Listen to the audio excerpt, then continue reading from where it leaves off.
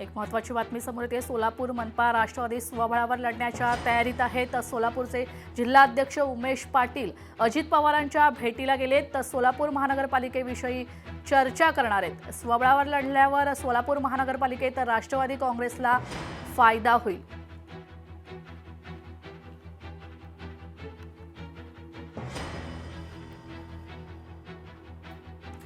आपले प्रतिनिधी अमोल धर्माधिकारी आपल्या सोबत थेट जोडले गेलेले आहेत।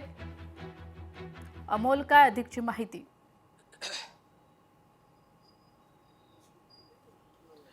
काही वेळापूर्वीच सोलापूरचे काही पदाधिकारी आणि जिल्हाध्यक्ष उमेश पाटील हे अजित पवारांना भेटण्यासाठी आलेले आहेत। बारामती हॉस्टेल येथे अजित पवार यांच्यासोबत त्यांची बैठक आहे। सोलापूर महानगरपालिका सुद्धा राष्ट्रवादी काँग्रेस पक्षाने स्वबळावर लढावी अशा पद्धतीचा सूर पदाधिकाऱ्यांमध्ये आहे आणि उमेश पाटील यांनी सुद्धा आता अजित पवारांकडे तशाच पद्धतीची मागणी केलेली आहे।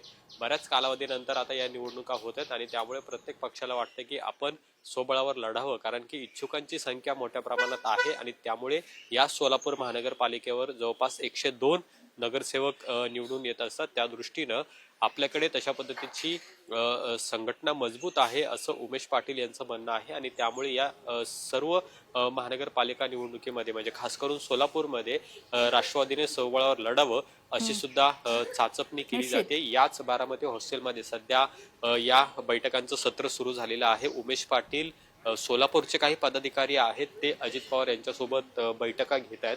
अजित पवार नेमका आता याबाबतचा काय निर्णय देतात, कशा पद्धतीने तिथे लढायचं, कारण की सध्या दोन्ही राष्ट्रवादी एकत्र लढण्याच्या चर्चा आहेत। पुणे सोलापूरमध्ये त्याबाबतचा निर्णय हा अंतिम टप्प्यात आलेला आहे आणि त्यामुळे सोलापूर महानगरपालिकेमध्ये सुद्धा दोन्ही राष्ट्रवादी एकत्र लढतात का हे पाहणं महत्त्वाचं असेल। पण तिकडे काही पक्षप्रवेश आहेत ते सुद्धा अजित पवार यांच्या पक्षामध्ये झालेले आहेत। अजित पवार यांच्या उपस्थितीमध्येच काही वेळापूर्वी हे पक्षप्रवेश झालेले आहेत। जवळपास अनेक माजी नगरसेवक आहेत त्यांनी राष्ट्रवादी काँग्रेस पक्षामध्ये प्रवेश सुद्धा केलेला आहे आणि त्यामुळे राष्ट्रवादीची ताकद तिथं वाढलेली आहे। असं असताना आता तिथं स्वबळावर लढावं अशा पद्धतीचा एक नारा आहे तो पदाधिकाऱ्यांचा आहे। आता अजित पवार त्यांना काय सल्ला देतात किंवा काय मार्गदर्शन करतात हे पाहणं महत्त्वाचं असेल आणि दुसरीकडे दोन्ही राष्ट्रवादी सुद्धा या ठिकाणी एकत्र लढतात का हे सुद्धा पाहणं महत्त्वाचं असणार। निश्चितच धन्यवाद अमोल, तुम्ही दिलेल्या अधिकच्या माहिती करता।